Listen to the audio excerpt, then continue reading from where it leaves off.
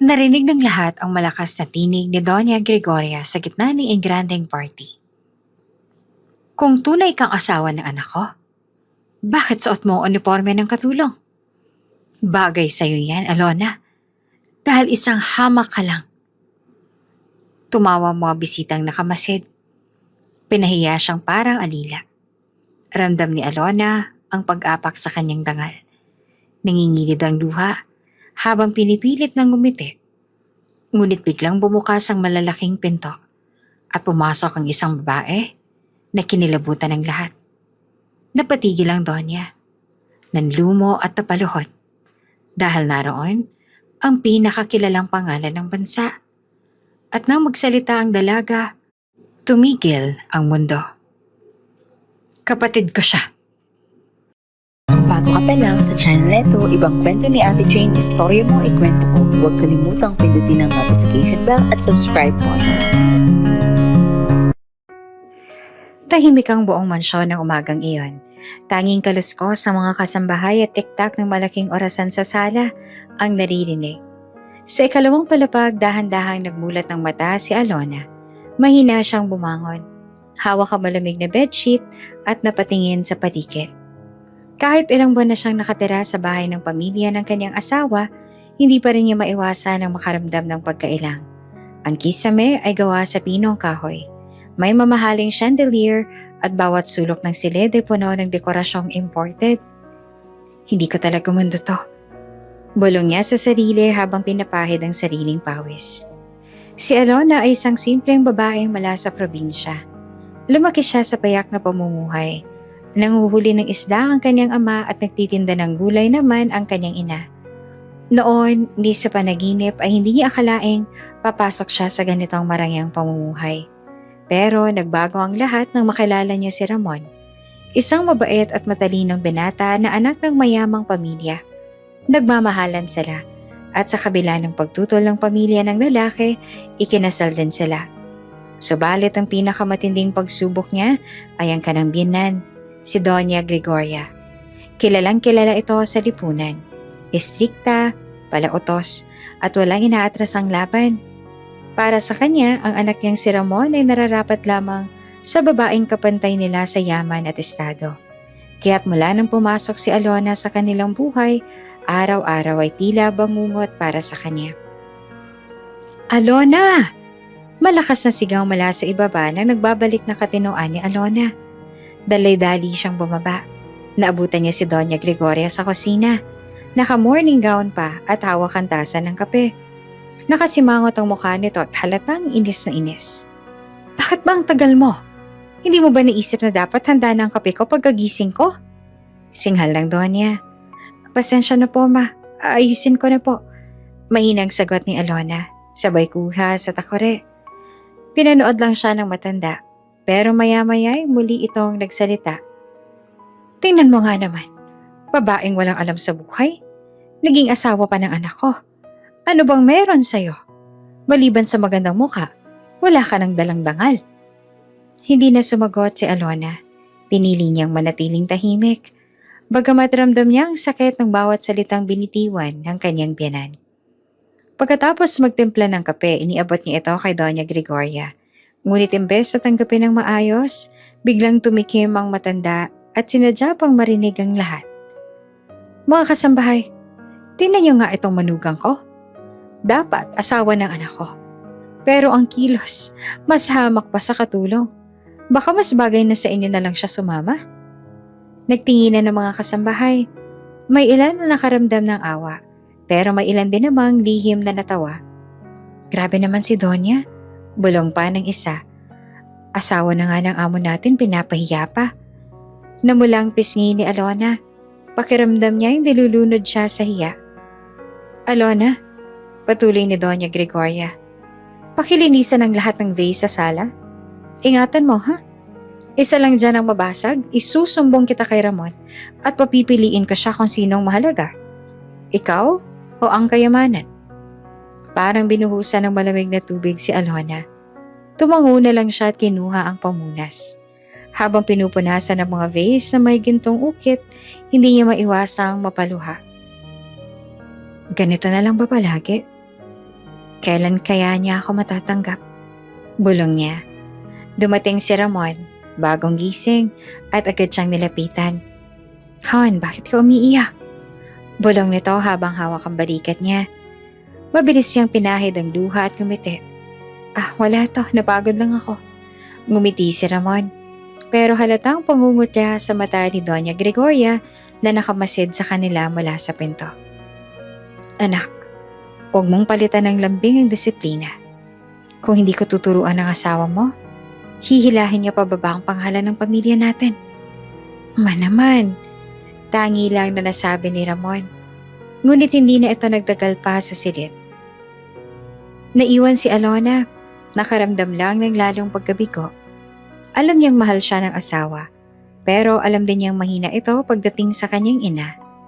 Habang naglilinis, naalala niyang simpleng tahanan sa probinsya. Ang kanilang kubo, ang amoy ng bagong lutong sinaing, at ang tawanan ng kanyang pamilya sa pagkainan. Doon hindi siya pinapahiya. Doon may dignidad siya.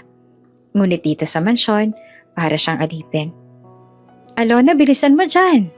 Sigaw ni Doña Gregoria mula sa itaas. May bisita ako mamayang tanghali at gusto kong kuminang ang bahay. Napayuko si Alona, mahigpit na hinawakan ng vase. Tanghali, sabay-sabay silang kumain. Tahimik si Alona. Halos hindi makatingin sa biyanan. Anak, wika ni Doña Gregoria kay Ramon. May party tayo ngayong Sabado, malalaking negosyante at tycoon ang nandoon.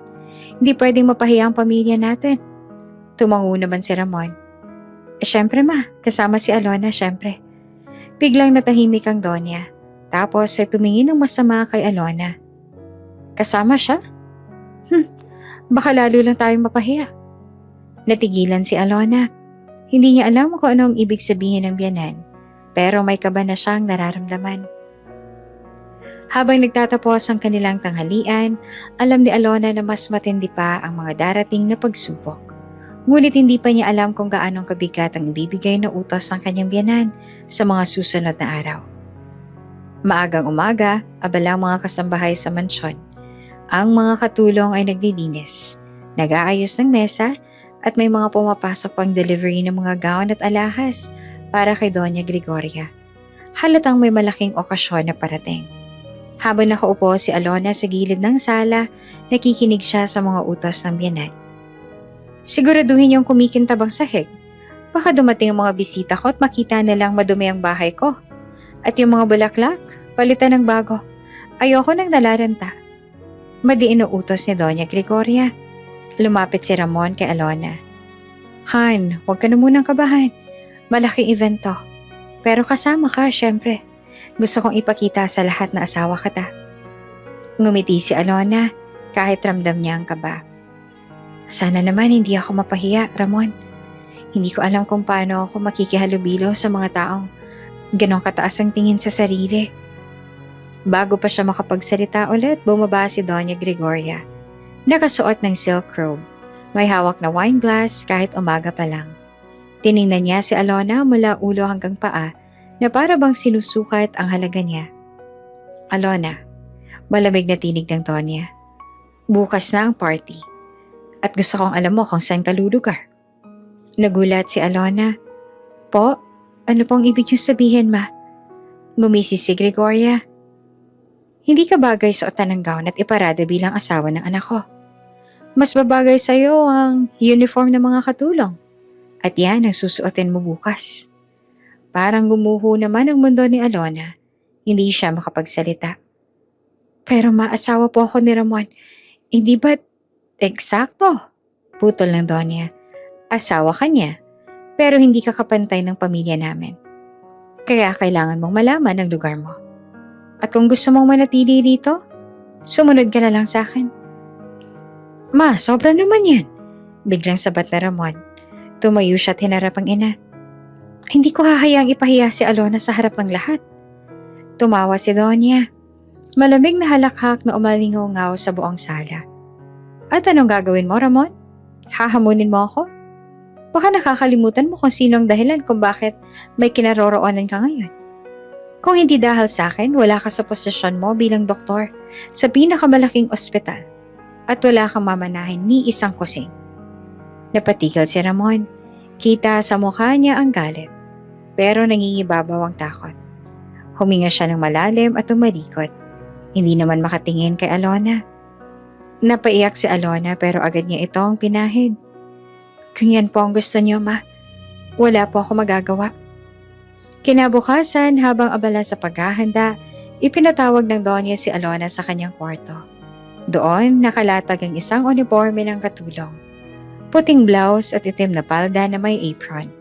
Malinis at bago, pero malinaw na pambaba ang antas. Yan ang susuot mo. Malamig na wika ng Donya. At tandaan mo, kapag nagkamali ka bukas, hindi lang ako mapapahiya, pati ang asawa mo.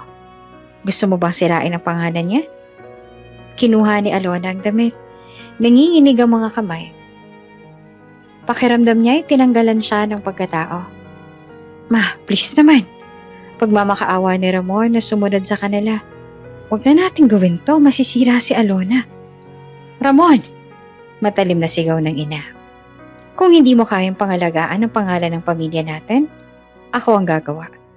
Mas mabuti pang masaktan siya ngayon kesa mapahiya tayo sa lipunan. Hindi na nakapagsalita si Ramon. Pagbalik ni Alona sa kanilang silid, dahan-dahan niyang inilapag ang uniforme sa kama. Tinitigan niya ito ng matagal. Pakiramdam niya ay binaba siya sa pinakamababang antas. Umupo siya, humawak sa dibdib at lumuha. Bakit ganito, Lord? Hindi ba sapat na mahal ko si Ramon? Bakit kailangan kong ipahiya sa harap ng lahat? Lumapit si Ramon, umupo sa tabi niya at hinawakan ang kamay niya. Alona, patawarin mo ako.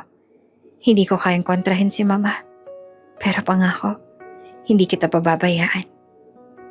Napatingin si Alona sa kanya. May halong pait at pag-asa.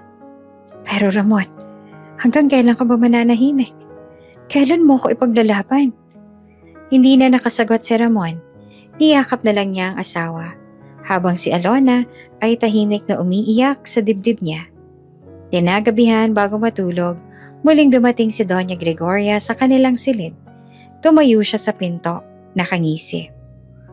Tandaan mo, Alona, sa party bukas, ikaw ang magiging halimbawa ng lahat ng babaeng hindi dapat pakinggan kapag pumipilit pumasok sa buhay ng mayayaman. At kapag sinuway mo ako, sisiguraduhin kong mawawala ka, hindi lamang sa bahay na to, kundi pati sa buhay ng anak ko. Malamig ang boses niya, parang hatol. Pagkatapos ay iniwan sila. Tumitig si Alona sa suot niyang nightgown at muling napatingin sa uniform na nakalatag sa kama. Napakagatlapi siya. Huminga ng malalim at sa isip niya ay nagdesisyon. Kakayanin ko to, kahit masakit. Dumating ang gabi ng engranding party. Punong-puno ng ilaw ang malawak na hotel ballroom na punong-puno ng mga kilalang negosyante, politiko at mga personalidad na laman ng pahayagan. May mga cameraman at reporter sa gilid. At bawat bisitang dumadating ay agad na kinukunan ng larawan. Ang lahat ay nakasuot ng magagarang gown at mamahaling alahas na tila kumikislap sa ilalim ng mga chandelier. Sa labas, huminto ang magarang sasakyan ng pamilya nila Ramon. Bumaba muna si Mama Gregoria. Nakasuot ng kumikinang na pulang gown na may bordang ginto. Agad siyang sinalubong ng mga kilalang tao. Gregoria, ang ganda mo pa rin kagaya ng dati. Bati ng isa. Ngumiti ang Donya at naglakad patungo sa entrance. Iniwan sandali sina Ramon at Alona. Si Alona nakaupo pa rin sa loob ng sasakyan. Nakatitig sa suot niyang uniform ng katulong. Puting blouse na may kwelyo at itim na paldang may apron. Nakakakaba, nakakahiya. Parang tinanggalan siya ng pagkatao. Han, bulong ni Ramon habang hawak ang kamay niya. Kung gusto mo, aalis na lang tayo. Hindi ka dapat magsuot ng ganyan. Napaluha si Alona, pero mabilis niya itong pinahid. Ramon, wag na. Ayoko magalit pa si Mama. Tsaka, baka mas lalo lang ako mapahiya kung hindi ako sumunod. Gustong magsalita ni Ramon, pero bago pa siya masabi, bumalik si Mama Gregoria sa pinto ng sasakyan. Ano na? Bakit andyan pa kayo? Bumaba ka na. Alona, huwag mo sayangin ang oras ko. Napayuko si Alona at saka marahang bumaba. Pagpasok nila sa ballroom, agad na napalingon ang mga bisita. Isang buntong hininga ng pagkagulat at mga bulungan ang kumalat. Ha? Sino yon? Katulong ba nila yon? Bakit kasama nila sa entrance? Naka-uniform pa. Hindi ba't asawa ng anak ni Gregoria yon? Totoo ba? Ramdam ni Alona ang bawat matang nakatuon sa kanya. Para siyang hubad sa gitna ng lahat. Tumagos ang hiya sa kanyang puso at halos gusto niyang bumalik na lang sa sasakyan. Ngunit mahigpit ang pagkakahawak ng biyenan sa kanyang braso. Dinala siya ni Mama Gregoria sa harap ng mga kilalang bisita. Nandoon ang mga kilalang pangalan sa industriya ng negosyo, pati mga piling pamilya ng lipunan. Mga kaibigan, ngumiti si Gregoria ngunit halatang may mali siya. Ito po si Alona, ang asawa ng aking anak na si Ramon. Bagay ba sa kanya ang suot niya? Nagkatawanan ng ilan. May mga nagtakip ng bibig na natatawa. At may iba namang nagulat. Gregoria, bakit naman ganyan ang suot niya? Tanong ng isang ginang. Sumagot ang Donya na may halong panguuyam. Kasi naman, mas bagay sa kanya yung uniform. Wala siyang pinagmulan. Probinsyana lang. Kaya minabuti kong ipakita sa lahat kung anong tunay niyang lugar. Parang sinampal si Alona ng katotohanan. Hindi niya alam kung paano tatayo sa gitna ng lahat ng iyon. Nakatingin siya kay Ramon, umaasang ipagtatanggol siya. Pero nakayuko lang ang asawa at tila hindi makagalaw. Pasensya na po. Mahina at nanginginig na sabi ni Alona, pero hindi siya pinakinggan. Hoy Alona, malakas na tawag ni Mama Gregoria. Bakit hindi ka kumikilos? Magdala ka ng inumin para sa mga bisita. Huwag kang ang tatanga-tanga dyan. Nabigla ang mga tao. Isang ginang ang bumulong. Grabe naman si Gregoria. Pati manugang niya ginagawa niyang alila. Dala ng hiya at takot, kinuha ni Alona ang tray na inabot ng isang waiter. Inilagay niya ang ilang baso ng champagne at naglakad sa gitna ng mga bisita. Nanginginig ang kanyang kamay. Kaya't halos matapon ang laman ng mga baso. Ang cute niya, oh. Asawa ni Ramon, pero para lang ding waitress. Bulong ng isang dalaga na nakamasid. May tumawa, may naawa, pero karamihan ay nag-e-enjoy sa eksena. Habang naglalakad si Alona, naramdaman niyang parang unti-unting nadudurog ang kanyang dignidad. Ito ba talaga ang buhay ko? Ito ba ang kapalit ng pagmamahal kay Ramon? Lumapit siya sa isang mesa kung saan nakaupo ang isang grupo ng mga negosyante. Pinagmasdan siya ng mga ito na para bang sinusukat ang kanyang halaga. Isang lalaki ang ngumiti. Salamat, iha. Ngumiti si Alona kahit nangingilid ang luha sa kanyang mga mata. Inilapag niya ang baso, sabay iwas ng tingin. Sa di kalayuan, nakikita niya si Mama Gregoria na nakangisi. Tila ba tuwang-tuwa sa pagkakaalipasta sa kanya. Habang patuloy na umiikot si Alona, hinanap niya naman si Ramon. Nandoon lang ito sa gilid, nakikipag-usap sa ilang kilala, pero halatang balisa. Gusto niya sanang lapitan ng asawa pero natatakot siyang baka lalo lang siyang mapagalitan sa harap ng lahat. Bakit hindi mo ako pinagtatanggol, Ramon? Tanong niya sa isip. Ngunit wala siyang narinig na salita mula sa asawa. Ang katahimikan nito ay parang mas malakas pa kesa sa mga pang-iinsulto ng kanyang biyanan. Pumalik si Alona sa tabi ng kanyang banan matapos iikot ang buong ballroom. Huminga siya ng malalim, umaasang tapos na ang pagpapahiya. Ngunit yumuko si Mama Gregoria sa kanyang tenga at malamig na bumulong. Huwag kang umasa. Ngayon pa lang, nagsisimula na ang gabi mo. Napapikit si Alona. Ang dibdib niya ay mabigat, parang sasabog. Ngunit sa kabila ng lahat, pinilit niyang ngumiti. Hindi niya alam na sa gabing iyon, sa parehong lugar, may mangyayaring magbabago at magpapabago sa kanyang buhay. Sa isang sulok ng napakagarmong ballroom, nakaupo si Alona habang mahigpit na yakap-yakap ang kanyang maliit na bag. Kanina pa siya iniikot-ikot ni Mama Gregoria. Pinapahiya sa harap ng mga bisita at ngayon ay iniwan siyang parang alila. Hindi niya na mapigil ang mga luhang dumadaloy sa kanyang mga mata habang tinitinan sarili sa salamin na nakasabit malapit sa mesa. Muling sumagi sa isip niya ang unipormeng suot.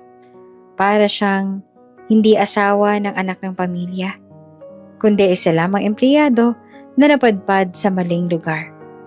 Ang ingay ng tawanan at musika sa paligid ay lalo lang napalungkot sa kanya. Dahil bawat halakhak ay parang tinuturo siya. Grabe, asawa pala ng anak ni Gregoria yan? Bakit parang katulong? Bulong ng isang ginang habang umiinom ng champagne. Baka naman wala talagang maipagmamalaki. Tingnan mo nga, ni hindi nga makatingin sa mata mga tao. Dagdag ng isa. Naririnig ni Alona ang mga bulungan. Bawat salita ay parang karayom na tumutusok sa kanyang puso. Ngunit kahit ganoon, pinili niyang yumuko. Nagpanggap na wala siyang naririnig. Sa kabilang banda, may ilang tao ang nagpakita ng awa. Kawawa naman siya. Ang hirap mapunta sa sitwasyong yun, sabi ng isang binata sa kaibigan. Pero dapat ipaglaban siya ng asawa niya. Hindi yun nakatayo lang. Sagot naman ng kasama. Tumagos naman iyon kay Alona. Alam niyang tama sila. Ngunit paano kung si Ramon mismo ay takot sa ina? Sino pa ang lalaban para sa kanya? Lumipas ang mga minuto, ngunit parang oras ang bawat segundo. Habang nakaupo, tiningnan niya si Ramon mula sa di kalayuan. Nasa mesa ito kasama ang ilang mga kakilala at nakangiting pilit. Halata kay Alona na hindi ito komportable ang asawa. Pero mas pinili nitong manahimik kesa ipagtanggol siya. Nagmamahal siya, alam ko. Pero bakit parang palaging mas malakas ang takot niya kaysa sa pagmamahal niya sa akin? Bulong niya sa sarili at muling napahagulhol ng mahina. Upang hindi mahalata ng lahat, tumalikod siya at umupo sa mas madilim na bahagi ng ballroom, malapit sa mga kortina. Habang nakaupo at umiiyak, biglang may boses na marahang lumapit. Miss, okay ka lang ba? Napalingon si Alona at nakita ang isang lalaking naka-black suit. Hindi niya kilala, pero halatang hindi ordinaryong bisita. May tindig itong seryoso at may kakaibang presensya. Hindi kasing edad ang karamihan sa mga bisita, mas bata, pero halatang sanay sa mundo ng negosyo. Mabilis siyang pinunasan ng luha. Ayos lang po, pasensya na. Hindi ako dapat nandito. Ngumiti ang lalaki. Ngunit puno ng simpatya ang mga mata. Hindi naman mahalaga sa akin kung dapat ka bang narito o hindi. Ang tanong, masaya ka ba rito? Natigilan si Alona. Hindi niya alam ang isasagot. Sa halip ay napayuko siya at napahawak sa apron ng suot niyang uniform. Alam mo, patuloy ng lalaki, hindi lahat ng nakikita sa labas ang sukatan ng halaga. Kahit anong damit pang ipasuot sa'yo, hindi yun mababago sa kung sino ka. Nagulat naman si Alona sa mga salitang yon.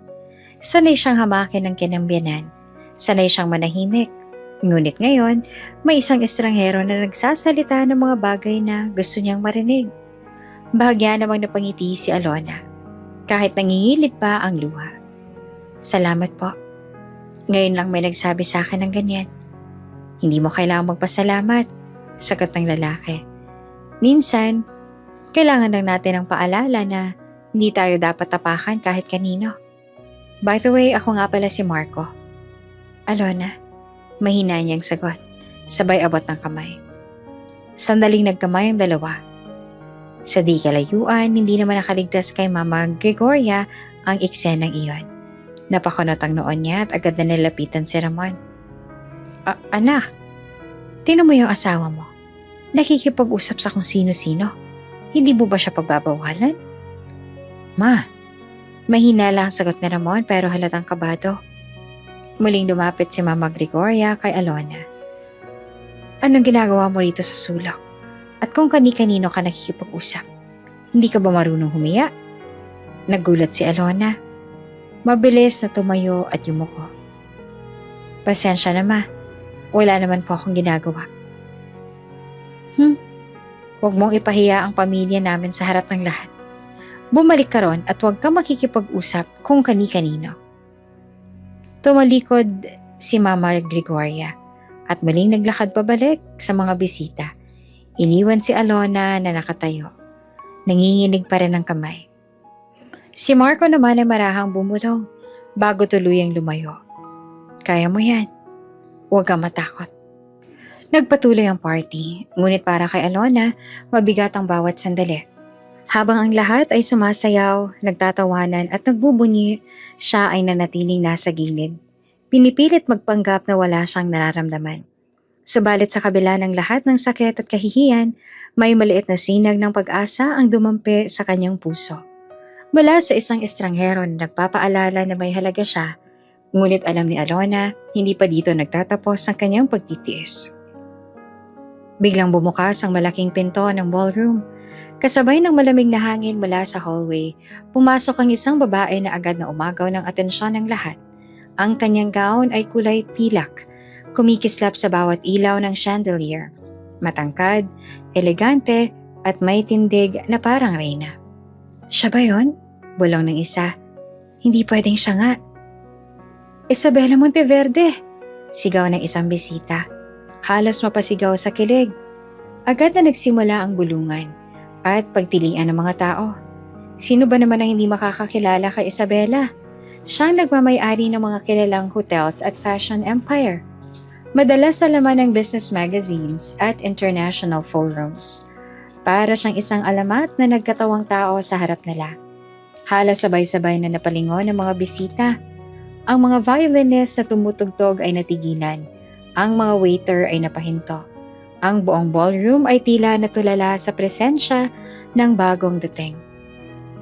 Si Doña Gregoria na kanina mataas ang ulo sa pagpapahiya kay Alona ay napatigil, napanganga, sabay pilit ng umiti. Isabela, what a surprise! Hindi ko alam na dadalo ka. Ngumisi lang si Isabela, malamig ang mga mata. Narinig kong may malaking pagtitipon, kaya napadaan ako. Ang kanyang boses ay hindi malakas pero dinig na dinig ng lahat. Sa bawat takbang niya papasok, sinusundan siya ng mga mata ng lahat. Ang mga bisitang ginang ay halos magunahan na makalapit para makipagkamay. Ang ganda mo, Isabela. Kakaiba ang elegance mo. Wala talagang katulad.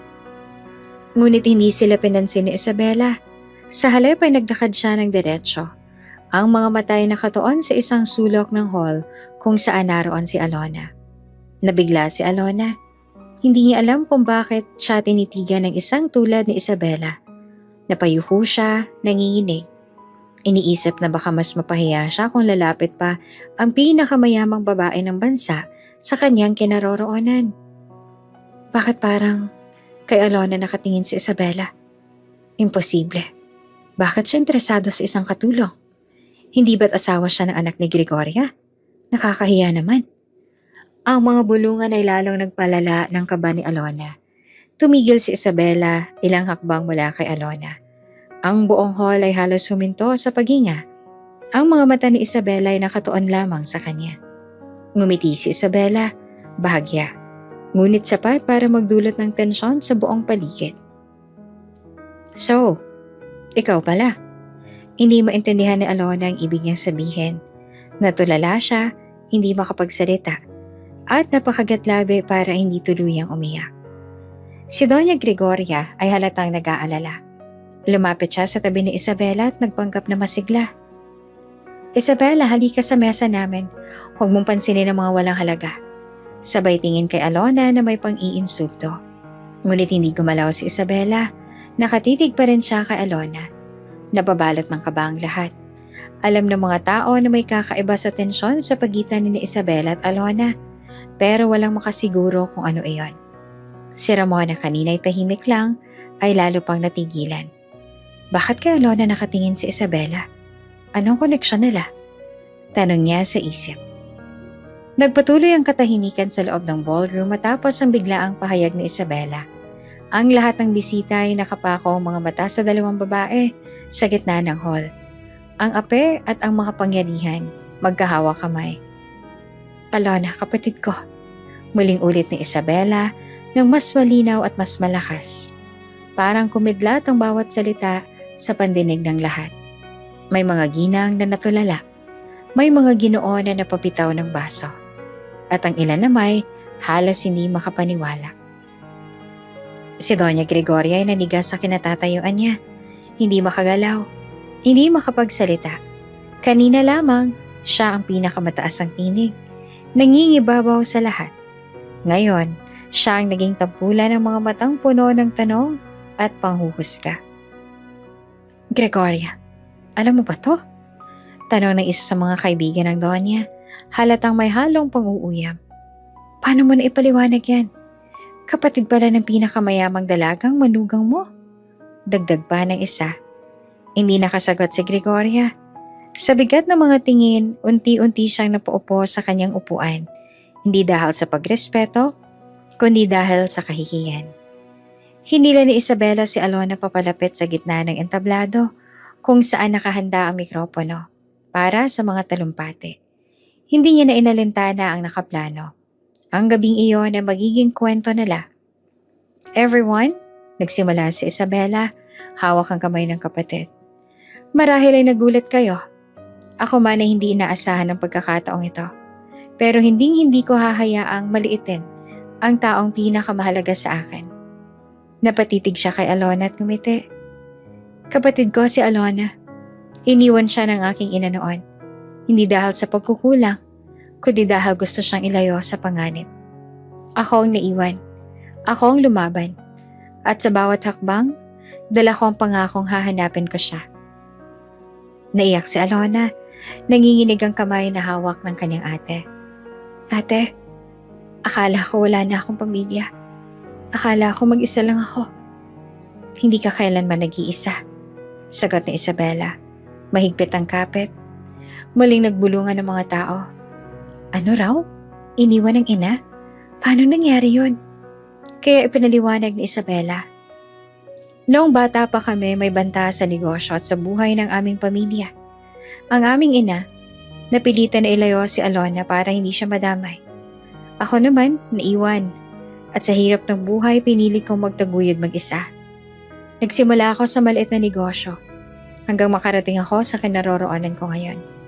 Lahat ng iyon para mahanap siya at maipakita kong hindi siya nagkamali na iniligtas. Hindi mapigilan ni Alona ang pagtulo ng luha. Ang mga sagot na matagal niya nang hinahanap, unti-unti nang lumilinaw. Grabe, ganito palang pinagmulan ni Isabela. Kaya pala napaka-maprinsipyo niya. Hindi pala puro pera lang. May pinagdaanan talaga siya. At yung si Alona, kapatid niya pala. Kaya pala hindi ordinaryo ang aura niya kahit pinapahiya siya. Ang dating tawanan ng mga bisita ay napalitan ng paghanga. Unti-unti nilang tiningnan si Alona ng may respeto. Bagay na kanina lamang ay ipinagkait nila.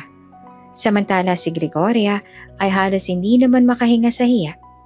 Hindi pwede to. Bulong niya sa sarili. Ngunit naririnig ng mga tao ang kanyang panginginig. Si Ramon sa wakas ay lumapit sa kanyang asawa. Alona, bulong niya at hawak ang braso ng babae. Ngunit agad itong hinila palayo ni Isabela. Kung hindi mo siya kayang ipagtanggol, Ramon, huwag ka munang lalapit. Hindi niya na kailangang masaktan pa. Matalim na sabi ni Isabela. Tumahimik si Ramon. Hindi alam kung paanong babawiin ang kahinaan niya. Sa harap ng lahat, niyakap ni Isabela si Alona. Malakas ang bulungan ng mga tao, ngunit mas malakas ang pahayag ng dalawang magkapatid. Simula ngayon, sabi ni Isabela, hindi na siya alipin ninyo.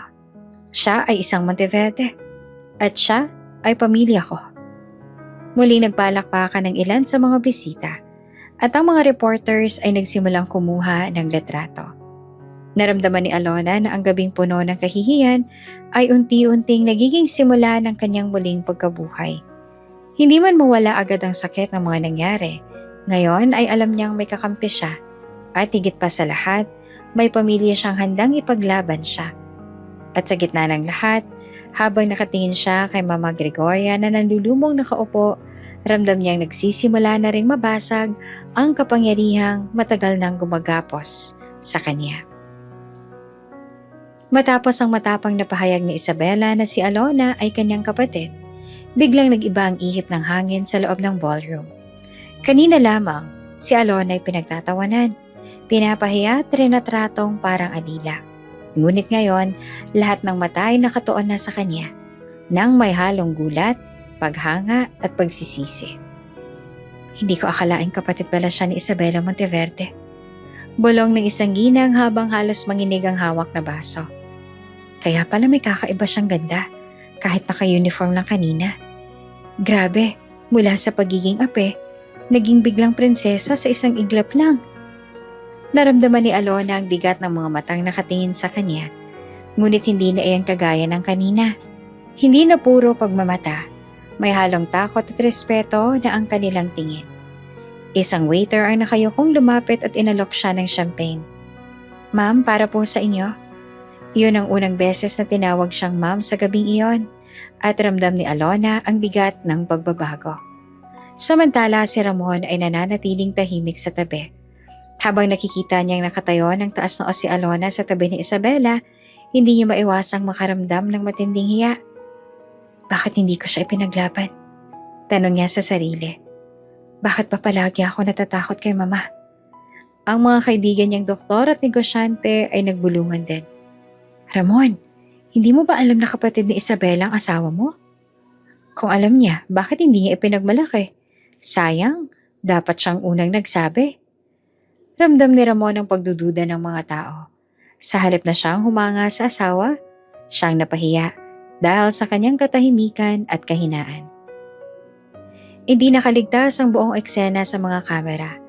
Ang mga photographers na naroon para sa event ay sabay-sabay na kinuna ng litrato ang dalawang magkapatid. Flash dito, flash doon. May mga videographer pang nagsimulang mag-record. Perfect headline to bukas, bulong ng isang reporter. From maid uniform to heiress sister reveal. Viral to, panigurado. Agad na kumalat ang mga kuha sa social media. Ilang minuto lang, trending na nga ito sa Twitter at Facebook ang mga larawan na hawak ni Isabela ang kamay ni Alona.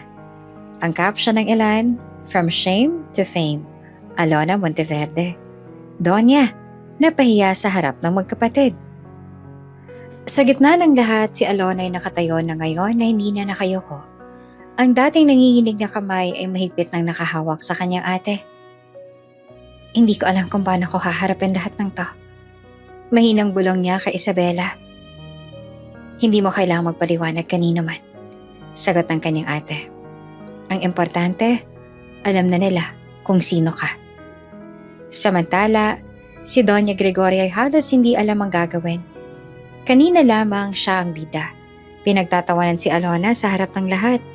Ngayon, siya ang naging katawa-tawa. Gregoria, bakit hindi mo sinabi na kapatid pala ng pinakamayamang dalagang manugang mo? Tanong ng isa sa mga donya, halatang nanunukso. Akala ko pa naman alam mo lahat ng pinagmulan niya. Dagdag pa ng isa. Hindi naman makatingin si Gregoria, nakayuko siya, pinagpapawisan habang naririnig ang mga bulong-bulungan. Ang ilan sa mga dati niyang kakampi ay umiwas na sa kanya. Ayaw madamay sa kahihiyan. Para kay Alona, ibang-iba ang pakiramdam. Kanina, halos gusto niyang lumubog sa sahig sa hiya. Pero ngayon, sa harap ng taong minsang humamak sa kanya ay nararamdaman niyang muling bumalik ang kanyang dignidad. Lumapit ang isang ginang at mahigpit na hinawakan ang kamay niya. Iha, patawarin mo kami. Kung kanina ay natawa kami. Hindi namin alam yon. Ngayon saludo kami sa'yo. Hindi alam ni Alona kung papaanong tatanggapin iyon. Ngunit marahan siyang tumango. Nagpatuloy ang party, pero ibang-iba na ang ihip ng hangin. Ang sentro ng usapan ay hindi na ang negosyo, hindi na ang politiko, kundi ang dalawang magkapatid na nagtagpo sa gabing iyon. Habang pinagmamasdan niya ang mga tao, alam ni Alona na hindi na siya kailanman titingnan muli bilang isang hamak. At si Ramon na natili nakatayo. Iniisip kung paano siya makakabawi sa asawa na ngayon ay mataas ang tingin ng lahat kesa sa kanya.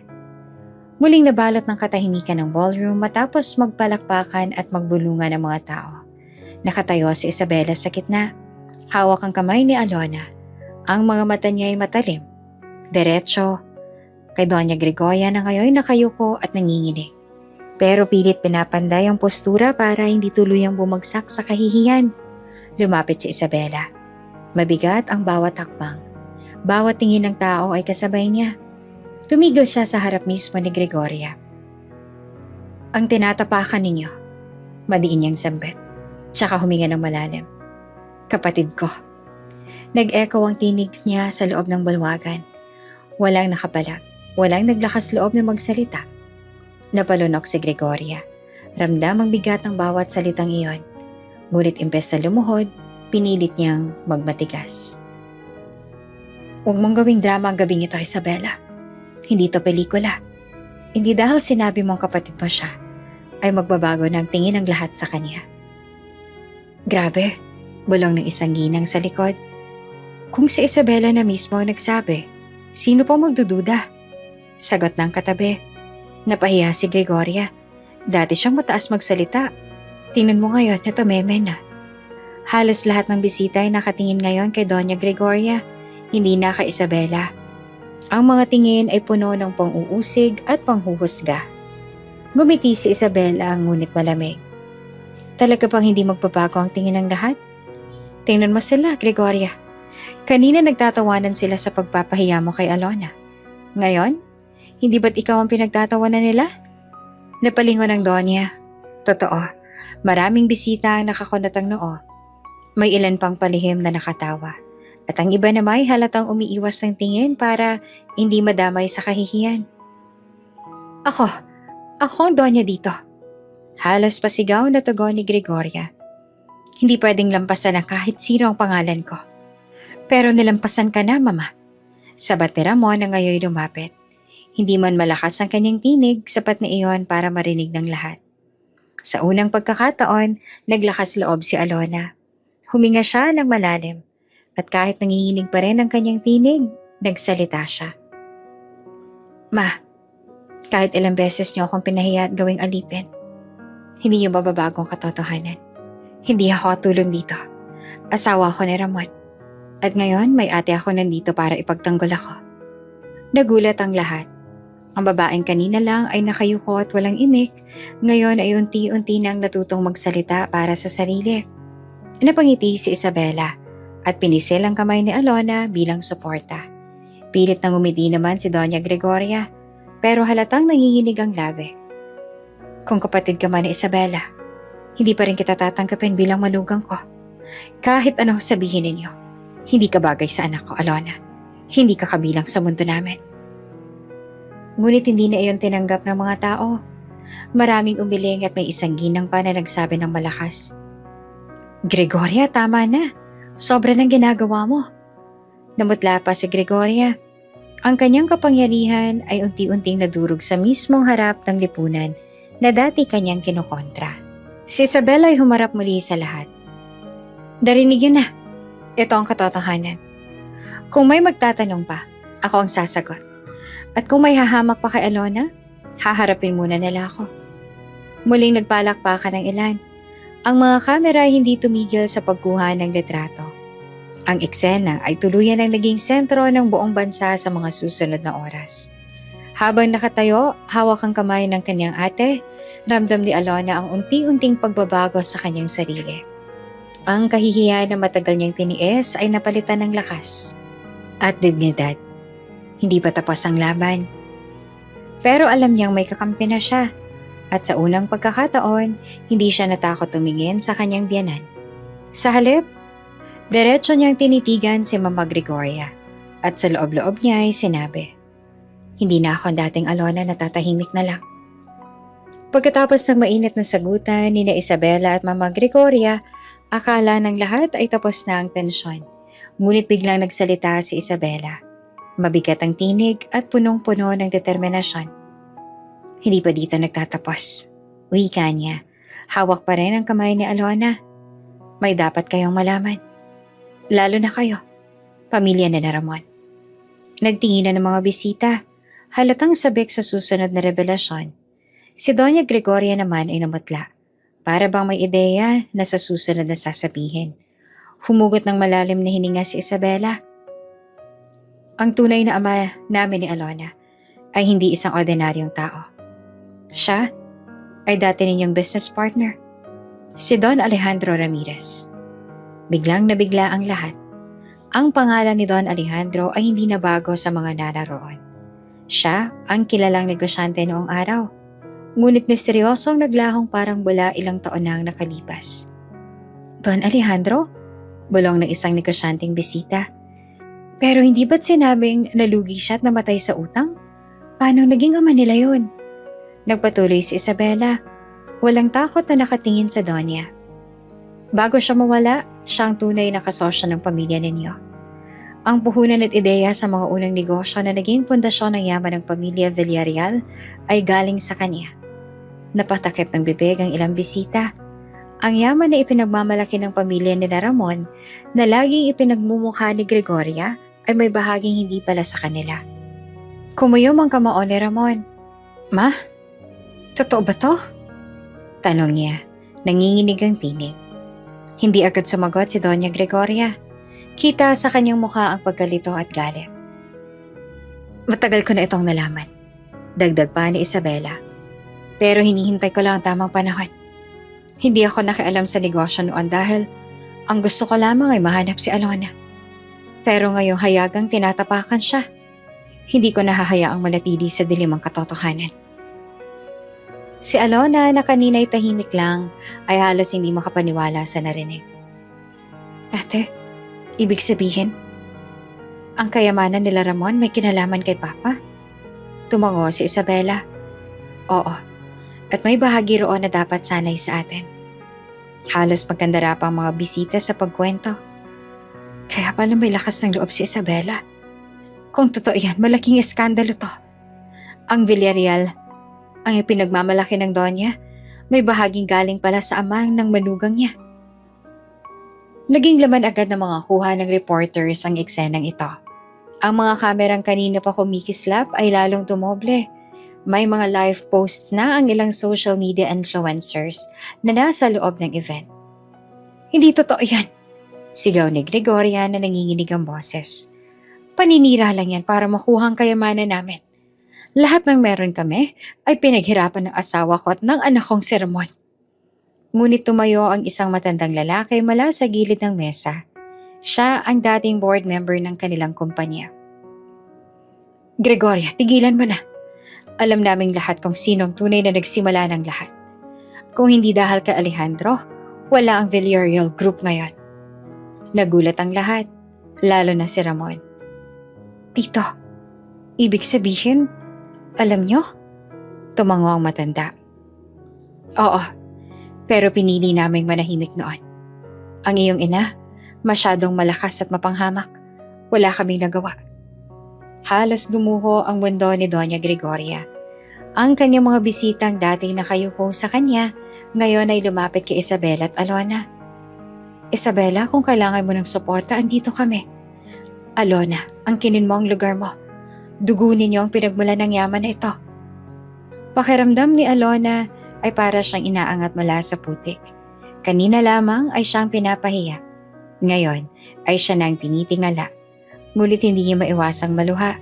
Hindi dahil sa yaman kundi dahil sa katotohanang matagal na palang tinatago ng lahat. Lumapit si Ramon kay Alona, halatang naguguluhan. Alona, patawarin mo ako. Hindi ko alam ang lahat ng ito. Hindi agad nakasagot si Alona. Ang isip niya ay magulo. Ngunit alam niyang unti-unti nang lumilinaw ang mga dahilan kung bakit siya hindi kailanman tinanggap ng kanyang biyanan. Hindi ito dahil wala siyang halaga, kundi dahil natatakot itong mabunyag ang koneksyon ng kanilang pamilya sa kanyang pinagmulan. Sa huli, humarap si Isabela sa lahat. Simula ngayong gabi, huwag na ninyong tawagin si Alona na hamak o walang kwenta. Siya ay anak ni Don Alejandro Ramirez, ang taong dahilan kung bakit mayaman at nakatayo ang pamilyang ito. Muling nag-ingay ang ballroom. Ang ilang bisita ay palihim na lumayo kay Gregoria. Ayaw nang madamay sa kahihingan. Ang iba naman mas lalong lumapit kay Isabela at Alona. At si Alona sa unang pagkakataon ay tumayo ng taas noo. Hindi na bilang alipin, kundi bilang anak ng isang taong may sariling dangal at pangalan.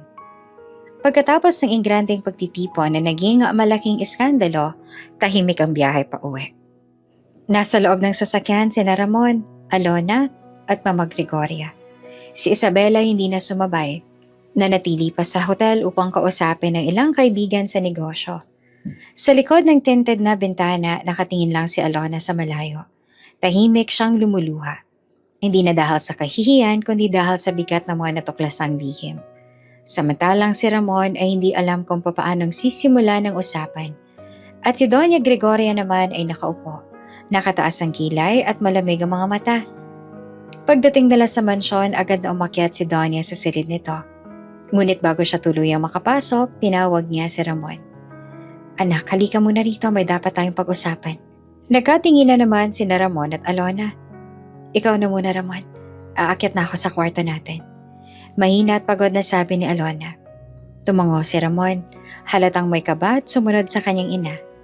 Sa loob ng silid ni Gregoria, naupo siya sa kama at tiningnan ng anak na para bang may matinding misyon. Ramon, panimula niya.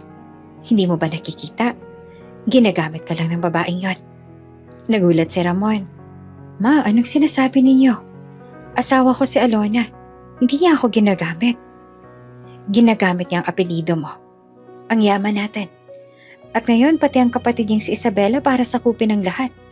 Hindi mo ba nakikita kung paano siyang pinakilala kanina? Sa isang iglap, parang siya na ang bida.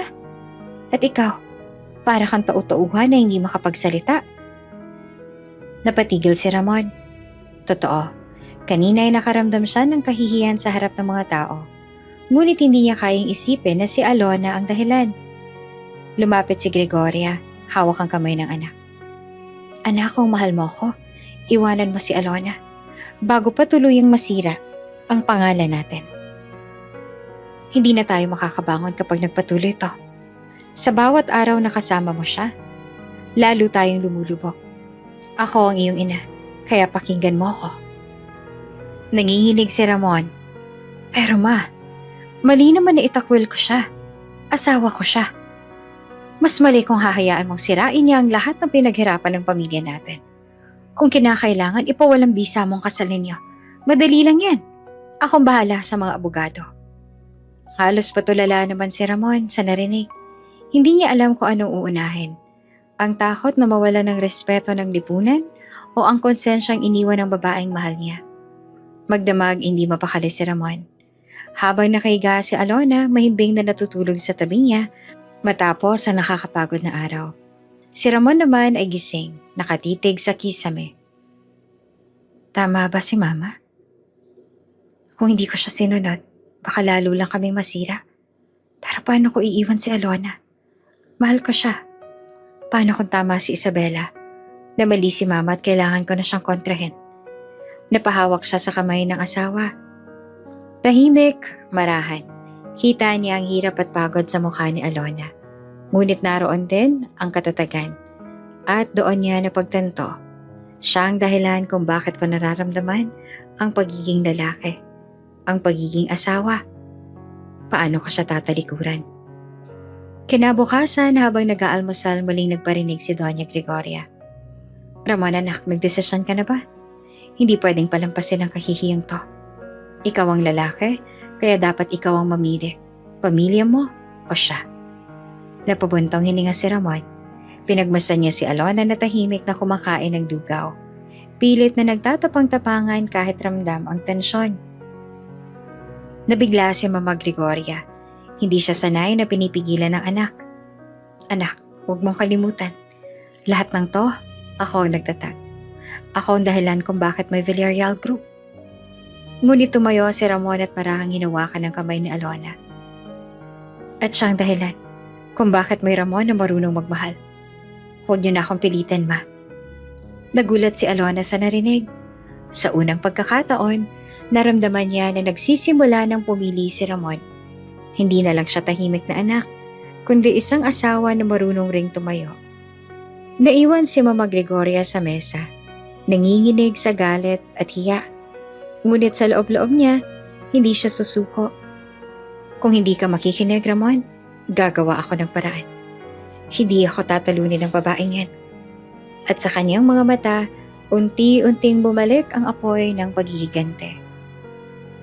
Kinabukasan mabilis na kumalat sa social media ang mga litrato at video mula sa engranding party. Ang mga headlines ng online news sites ay sabay-sabay na pumatok. Ape, pinagtanggol ng pinakamayamang dalaga. From May to Monteverde. Alona, trending. Donya napahiya sa harap ng publiko. Sa Facebook, X at Instagram, libo-libong netizens ang nagkomento at nagbahagi ng mga kuha. Ang simpleng babae na kahapon ay pinagtatawanan, ngayon ay naging simbolo na ng pag-asa para sa mga inaape.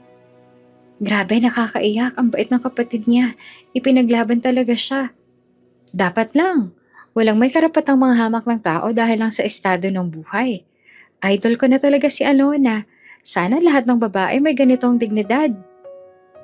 May mga gumawa pa ng hashtag. Hashtag We Stand With Alona. Hashtag Monteverde Sisters. Hashtag Respect Alona.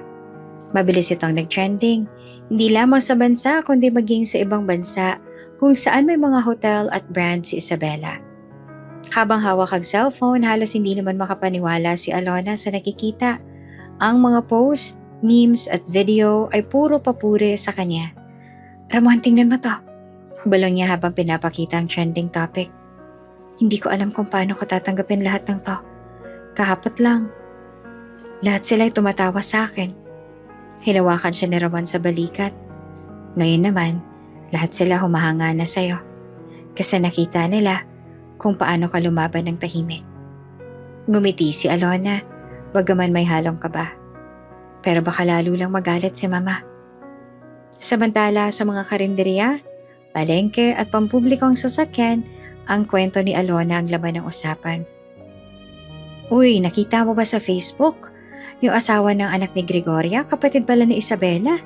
Oo nga, kawawa siya no, pinasuot ng uniform ng katulong. Pero ngayon, prinsesa pala siya. May mga tindera na nagpakabit ng tarpaulin sa tindahan. Laban, Alona, inspirasyon ng masa. Sa mga jeep at tricycle, pinag-uusapan siya ng mga pasahero at parang kilalang artista. Hindi rin nagpahuli ang mga TV networks. May special feature agad sa gabi. Ang kwento ng isang babae na mula sa pang-aape ngayon tinitingala ng buong bansa. Sino nga ba si Alona Monteverde? Ipinakita ang video kung saan siya nakaupo sa sulok ng party. Pinapahiya at ang biglang pagdating ni Isabela. Nag-interview pa sila ng ilang bisita na nakasaksi. Kawawa siya, no? Pero matapang kasi, hindi siya lumaban ng marahas. Tahimik lang pero kitang-kita mong nahihirapan siya. Nako, kung hindi dumating si Isabela, baka lalo siyang napahiya. Pero ngayon tingnan mo, siya nang bida sa gabi. Kinabukasan, sunod-sunod ang mga bulaklak at regalo na dumating sa mansyon para kay Alona. May mga sulat pa mula sa mga estudyante, manggagawa at OFW. Ma'am Alona, huwag po kayo mawawala ng loob. Inspirasyon po kayo sa amin. Dahil ho sa inyo, natuto akong huwag ikahiya ang sarili kong pinagmulan. Naiyak naman si Alona habang binabasa ang mga ito. Hindi ko alam na ganito pala kalaki ang magiging epekto. Bulong niya. Samantala, si Doña Gregoria ay lalong nagingit-ngit.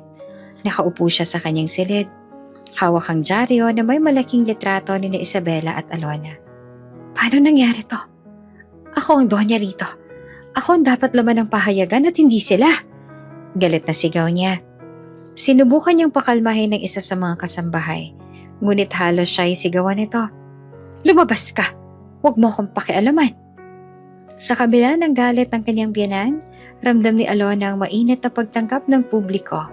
Kahit saan siya magpunta, sa mall, simbahan o simpleng kainan, may mga taong lumalapit para magpasalamat. Ma'am Alona, pwede po bang magpa-picture? Salamat po kasi pinakita niyo na kahit mahirap may halaga ang bawat tao. Nakaramdam si Alona ng kakaibang lakas ng loob. Hindi niya man ginusto ang atensyon, natutunan niyang yakapin ito bilang pagkakataon para ipakita na hindi pera ang batayan ng dignidad. Sa pagkainan ng gabing yon, magkatabi silang tatlo. Si Alona, Ramon at Isabela. Habang nag-uusap sila tungkol sa mga susunod na hakbang, ngumiti si Isabela. Alona, Nakikita mo na ba? Hindi lang ako ang kakampi mo. Ang buong bansa. Nasa likod mo ngayon. Napayo ko si Alona. Nangingilid ang luha. Salamat ate. Kung wala ka, baka hanggang ngayon, alipin pa rin ako ng hiya. Ngumiti naman si Ramon, sabay hawak ng kamay ng asawa. Hindi na kita bibitawan. Kahit anong sabihin ni mama, ikaw ang pipiliin ko. At sa sandaling yon, ramdam ni Alona na hindi na siya nag-iisa. Hindi lang dahil kay Isabela, kundi dahil sa milyon-milyong taong sumusuporta at yumakap sa kanya. Makalipas ang ilang araw mula nang mag-viral ang pangalan niya, tila ba naging mas mabigat para kay Alona ang manatili sa mansyon ng pamilya Villarreal. Kahit maraming tao ang sumusuporta sa kanya, iba pa rin ang lamig ng tingin ni Doña Gregoria. Sa bawat hakbang niya sa loob ng bahay, ramdam niyang malamig na hangin ng panghuhusga. Ang mga kasambahay, bagamat mas naging magalang dahil sa natuklasang totoo, ay halatang takot pa rin kay Gregoria. At si Ramon, bagamat sinisikap maging asawa, ay nananatiling hati ang damdamin dahil sa kanyang ina. Isang gabi, nakaupo si Alona sa kanilang silid. Tahimik siyang nag-impake ng ilang damit. Alona, anong ginagawa mo? Tanong ni Ramon. Gulat na gulat nang makita ang maleta. Tumingin si Alona. Balukot ang mga mata. Ramon, kailangan ko munang lumayo. Hindi ko na kayang bigat dito. Kahit anong gawin ko, lagi akong mali kay mama. At hindi ko kayang makita ng nahahati sa pagitan namin. Lumapit si Ramon. Pilit na hinahawakan ng kamay niya.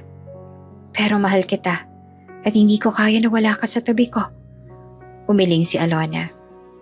Mahal din kita. Pero minsan, kailangan kong piliin ang sarili kong kapayapaan. Hayaan mo muna akong huminga. Hindi ito pag-iwan, Ramon. Ito'y para makahanap lang ako ng lakas. Tahimik si Ramon at hindi makapagsalita.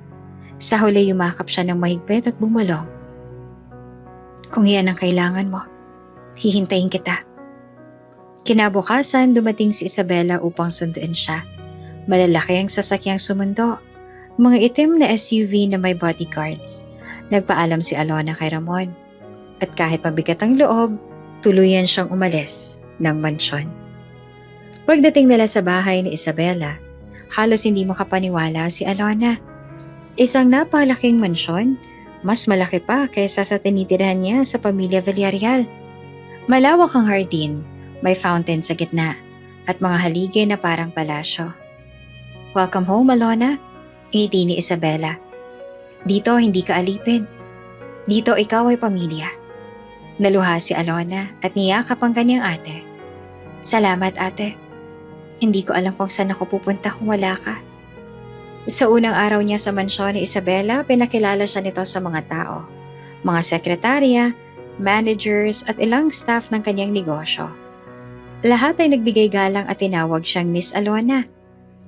Alona, gusto kong makita mo kung paano ko itinayo ang lahat, sabi ni Isabela. Hindi ito para ipagyabang, kundi para malaman mong kaya mo ring tumayo sa sarili mong mga paa. Dinala siya ni Isabela sa kanilang headquarters, isang mataas na gusali sa Makati. Sa loob, punong-puno iyon ng mga empleyado na masigla at may respeto. Pinakita sa kanyang operations floor, ang design studio ng Fashion Empire at ang boardroom na puno ng executives. Namangha naman si Alona. Ate, ganito palang mundo mo. Ang layo sa simpleng buhay na kinalakihan ko. Ngumiti si Isabela. At kaya mo ring abutin to kung gugustuhin mo. Tandaan mo, hindi ka nahamak na asawa lang na Ramon. Ikaw ay isang Monteverde. Sa mga sumunod na linggo, unti-unti nagbago ang pananaw ni Alona. Natuto siyang dumalo sa mga meeting kasama ang kanyang ate, nakikinig sa mga plano tungkol sa negosyo, at unti-unting nauunawaan kung paanong gumalaw ang mundo ng may kapangyarihan. Ngunit higit sa lahat, natutunan niyang pahalagahan ang sarili. Sa bawat araw na hindi siya inaapi, nakikita niya ang kanyang tunay na halaga. Habang naninirahan kay Isabela, patuloy pa ring umaagos ang suporta ng publiko. Maraming ordinaryong tao ang nagsasabing siya ang kanilang inspirasyon.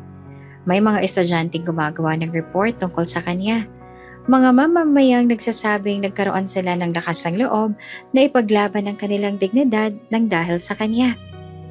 Isang gabi habang binabasa niya ang mga sulat na ipinadala ng mga tao, napaluha si Alona. Ate, hindi ko akalain ganito kalaki ang magiging epekto ko sa kanila. Hinawakan siya ni Isabela sa balikat. Kasi totoo ka, Alona. Hindi mo kailangan ng kayamanan para igalang ka. Ikaw lang mismo, sapat na. Habang nakatingin siya sa city lights mula sa veranda ng mansyon ng kanyang ate, huminga ng malalim si Alona. Ngayon ko lang naramdaman na may lugar ako, ate. Bulong niya. At ngayon nandito ako. Hindi na ako papayag na muli akong yurakan. Alam niyang malayo pa ang laban. Lalo na't hindi susuko si Gregoria. Pero sa pagkakataong ito, dala niya ang lakas ng pagkakaroon ng isang ate at ang suporta ng bayan. At higit sa lahat, dala niya ang bagong pagkilala sa kanyang sarili. Hindi bilang ape, kundi bilang isang babaeng may dangal at kakayahan. Mula nang lumipat si Alona sa bahay ni Isabela, tila nawala na ng kulay ang mansyon ng Villarreal. Tahimik ang gabi, mabigat ang bawat araw para kay Ramon. Sanay siyang makita si Alona tuwing umaga. Nakangiti at nag-aayos ng kanyang uniforme. Ngunit ngayon, ang silid nila ay malamig at walang halakhak. Nasa kanyang opisina si Ramon nakatingin sa mga papeles, ngunit hindi makapag-concentrate. Paulit-ulit na pumapasok sa isip niya ang mga sinasabi ng kanyang ina. Iwanan mo si Alona, sisirain ka lang niya. Ngunit mas malakas ang bulong ng konsensya. Hindi mo siya pinaglaban. Wala kang ginawa nung kailangan kanya. Napapikit siya at napabuntong hininga. Duwag ako. Asawa ko siya pero iniwan ko siyang mag-isa. Bulong niya sa sarili. Isang hapon, hindi na siya nakatiis. Umalis siya ng mansyon at nagmaneho patungo sa tirahan ni Isabela. Pagdating niya, sinalubong siya ng mga bodyguard. Sir Ramon, hindi po kayo basta makakapasok. Magalang na sabi ng isa. Pakisabi na lang kay Isabela na narito ako. Kailangan ko makausap ang asawa ko. Mariin niya namang tugon. Makalipas ang ilang minuto ay bumaba si Isabela. Elegante pa rin, ngunit malamig ang tingin sa kanya. Ramon, ngayon ka lang nagpakita. Hindi ba't noong pinapahiya siya ng mama mo, tahimik ka lang? Napayuko si Ramon. Alam ko, at iyon ang pinakamasakit para sa akin. Gusto kong bumawi. Pinapasok siya ni Isabela sa malaking sala. Doon ay nakita niya si Alona, nakaupo sa sofa habang may hawak ng mga dokumento mula sa kumpanya ng kanyang ate. Mas magaan ang mukha nito kaysa dati. Mas maliwanag ang ngiti at may kumpiyansa na sa kanyang mga mata. Parang tinusok ang puso ni Ramon. Masaya siya at hindi ako ang dahilan. Alona, bulong niya. Tumingin naman si Alona at bahagyang nagulat ngunit agad ding kumalma. Ramon, bakit ka nandito? Lumapit siya at halatang nanginginig ang tinig. Namiss kita. Hindi ko kayang wala ka. Umiling si Alona. Hindi naman ako nawala. Ako lang ay umalis para makahanap ng lakas. Ikaw, kaya mo ba talagang ipaglaban ako kung babalik ako? Umupo si Ramon sa tapat niya. Hawak ang kamay ni Alona kahit nag-aalinlangan ito. Aminado ako na naging duwag ako. Lagi kong iniisip na baka masirang pangalan ng pamilya namin kung pipiliin kita. Pero nang mawala ka, doon ko lang naramdaman kung gaano kitang kamahal. Hindi ko pala kaya na hindi ka kasama. Tahimik si Isabela ngunit nakinig. Alona, dugtong ni Ramon. Natatakot ako na tuluyan na kitang mawala. Lalo na ngayon nakikita kong mas masaya ka sa piling ng ate mo kesa sa piling ko. Tinitigan siya ni Alona.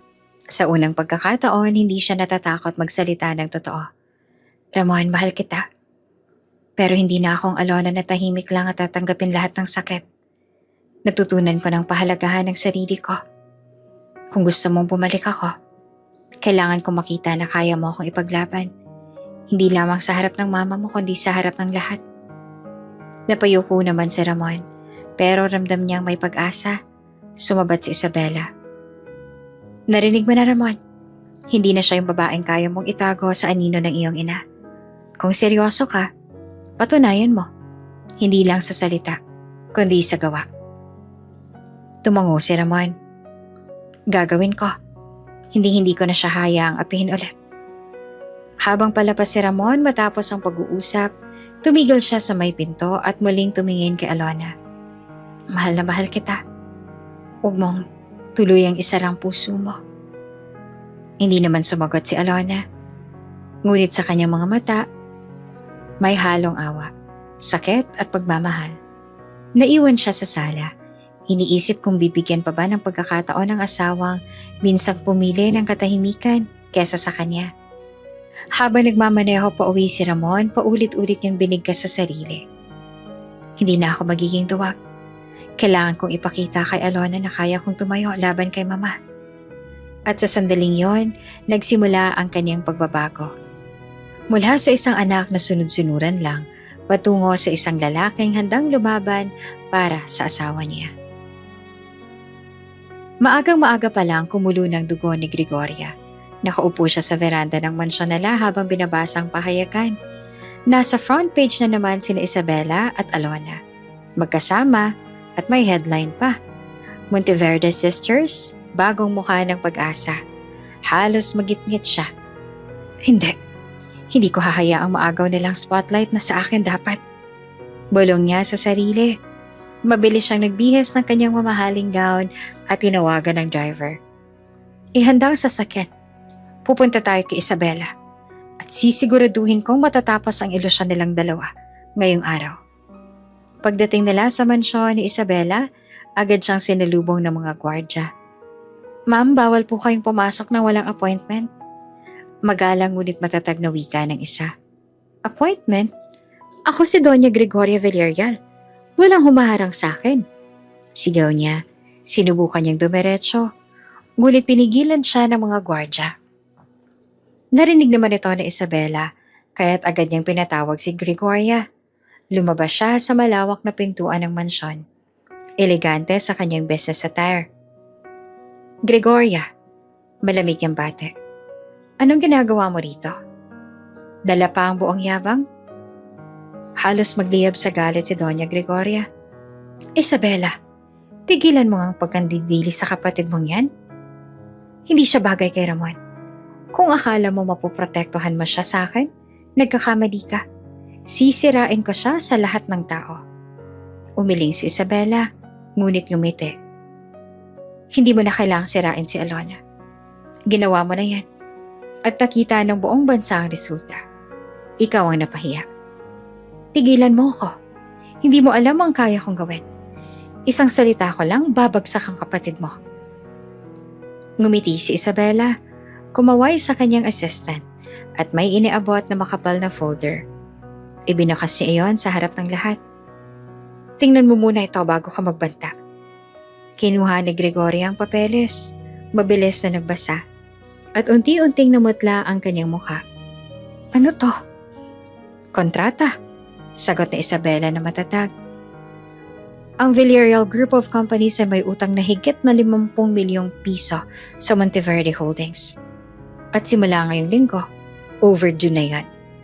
Napatigil si Gregoria, hindi siya makapaniwala. Hindi, imposible. Ang negosyo namin? Hindi mo ba alam? Putol na Isabela. Matagal na kayong umaasa sa kapital ko. At ngayong hawak ko na ang lahat ng leverage. Kung gusto mong mabuhay ang kumpanya ninyo, mas mabuting magbagong pakikitungo mo sa kapatid ko. Halos mahulog si Doña Gregoria sa kinatatayuan. Ang kanyang mga alalay ay nagmamadaling sumalo sa kanya. Ang yabang na kanina lamang ay nag-uumapaw, ngayon natunaw na sa harap ng katotohanan. Hindi pwede to. Ako ang Donya. Ako dapat na tinitingala. Lumapit si Isabela at tumingin ng diretso sa mga mata niya. Hindi na ngayon, Gregoria. Tapos na ang panahon mo. Hindi na kayamanan ang magtatagal, kundi respeto at dignidad. At yan ang matagal mo nang ikinabagsak. Naroon din si Alona, tahimik na nakamasid. Lumapit siya sa tabi ng kanyang ate at marahan nagsalita. Ma, sana noon pa lang tinuring niyo na akong asawa ng anak ninyo. Hindi ko sana kanailangang maranasan ang lahat ng sakit. Pero ngayong alam ko na ang totoo, hindi ko nahahayaang yurakan niyo pa ako. Napatitig ang Donya sa kanya. Sa unang pagkakataon, hindi na nakaramdam si Alona ng takot, kundi tapang. Hindi nakapagsalita si Gregoria. Dala ng hiya at takot, agad niyang inutusan ng driver na ihanda ang sasakyan. Umalis na tayo! Sigaw niya at sabay iwas ang tingin kay Isabela at Alona. Habang papaalis ang sasakyan, naiwan ng mga gwardiya at staff ng mansyon na nagbubulungan. Napahiya na naman ang Donya. Hindi niya kayang tapatan ang kapangyarihan ni Isabela. Pagbalik sa loob, niyakap ni Isabela si Alona. Wala ka nang dapat katakutan. Nasa atin ang kontrol. Hindi na siya makakapagdesisyon para sa'yo. Ngumiti naman si Alona, may luha sa mga mata. Salamat ate. Ngayon ko lang naramdaman na may lakas ako. Hindi dahil sa pera, kundi dahil may kasama akong pamilya. At mula sa araw na yon, alam nilang ang kapangyarihan ni Mama Gregoria ay unti-unti nang guguho. Hindi lamang sa negosyo, kundi pati sa harap ng lipunan. Makalipas ang ilang linggo mula nang harapin ni Isabela at Mama Gregoria, lumala ang gulo sa pagitan ng dalawang pamilya. Ang mga balita sa Diario TV ay halos araw-araw laman ng pangalan ng Monteverde at Villarreal. Monteverde Holdings binawi ang shares mula sa Villarreal Group. Villarreal Companies nalulugi dahil sa iskandalo. Ang mundo ng negosyo ay abala sa panonood ng laban. Hindi sa stock market, kundi sa laban ng dalawang makapangyarihang pamilya. Isang umaga, dumating ang abogado ni Isabela dala ang makapal na folders. Pinapirmahan ito sa board ng Villarreal Group ang mga dokumento ng foreclosure. Simula ngayon, ang tatlong resort na nasa ilalim ng Villarreal Group ay opisyal ng hawak ng Monteverde Holdings. Anunsyo ng abogado. Napaawang bibig ni Ramon. Ano? 3 resort agad? Paano ng mga empleyado roon? Hindi sila mawawala ng trabaho. Malamig na sagot ni Isabela. Pero mula ngayon, ako na ang may kontrol. Ramdam ni Alona ang bigat ng sinabi. Napatingin siya kay Ramon. Kita ang pagkalito at sakit sa kanyang mukha. Kinagabihan magkasama sina Ramon at Alona sa veranda ng mansyon ni Isabela. Tahimik na nakatingin si Ramon sa kawalan. Hawak ang isang baso ng tubig. Hindi ko alam kung paano ko haharapin to, Alona. Mahina niyang sabi. Pamilya kong pinapahiya. Negosyo namin ang nawawala. At parang wala akong magawa. Hinawakan ni Alona ang kamay ng asawa. Ramon, hindi ikaw ang pinapahiya. Ang mama mo ang may kasalanan. Siyang nag-umpisa ng lahat. Pero anak niya ako. Bulong naman ni Ramon na puno ng pagkalito. Habang tinitingnan niya ang asawa, hindi maitago ni Alona ang halo-halong emosyon. Galit siya kay Gregoria sa lahat ng ginawa nitong pandalait at pagpapahiya. Pero sa kabilang banda, naawa siya kay Ramon na siyang nagdurusa ngayon sa epekto ng labanang hindi niya naman ginusto. Paano ko pipiliin? Pamilya niya ba o ako na asawa? Tanong niya sa sarili. Kinabukasan, dumalo si Alona sa isang meeting kasama si Isabela at ilang board members. Doon ipinakita ni Isabela ang plano para tuluyang sakupin ang Villarreal Group. Ang mga shares na hawak nila ay halos kalahati na nga lang natitira. Kapag nakuha natin yon, tuluyan ang mawawala ang kapangyarihan ni Gregoria. Paliwanag pa ni Isabela. Tahimik lamang si Alona. Nakikinig, ngunit bigla siya nagsalita. Ate, hindi pa pwedeng bigyan ng pagkakataon si Ramon. Hindi naman lahat ng Villarreal ay katulad ng mama niya. Napatingin ang lahat kay Alona, kabilang na si Isabela. Alona, sagot ng kanyang ate. Naiintindihan ko ang puso mo. Pero ito ang negosyo. Hindi ako pwedeng palambutin ng awa. Masyado nang maraming ginawa ng mama niya. Tumahimik si Alona at hindi na nakasagot. Pag-uwi nila, muling lumapit si Ramon kay Alona. Narinig ko ang sinabi mo sa meeting. Salamat, Hon. Kahit sa gitna ng lahat, pinaglaban mo pa rin ako. Ngumiti naman si Alona kahit may luha. Ikaw ang asama ko, Ramon. Kahit galit ako sa mama mo, hindi ko kayang makita ka nagdurusa. Niyakap siya ni Ramon ng mahigpit. Pangako, babawi ako. Hindi na ako papayag na lagi ka nasasaktan ng dahil sa akin. Samantala sa kabilang panig, hindi na napigilan ni Gregoria ang galit. Nakaupo siya sa silid, hawak ang dyaryo na may headline na Monteverde Holdings, unti-unti nang sinakop ang Villarreal Group. Hindi ko hahayaang maagaw nila ang lahat. Sigaw niya. Sabay hagis ng baso sa sahig. Ang kanyang mga tauhan ay tahimik lang, takot na takot sa galit ng Donya. Ngunit sa kanilang mga mata, alam nilang wala na itong kontrol sa sitwasyon. Lumipas ang ilang araw, nagkaroon ng malaking business forum at nandoon sina Isabela at Alona kasama ang mga investors. Dumating din si Ramon, dala ang pangalan ng Villarreal Group.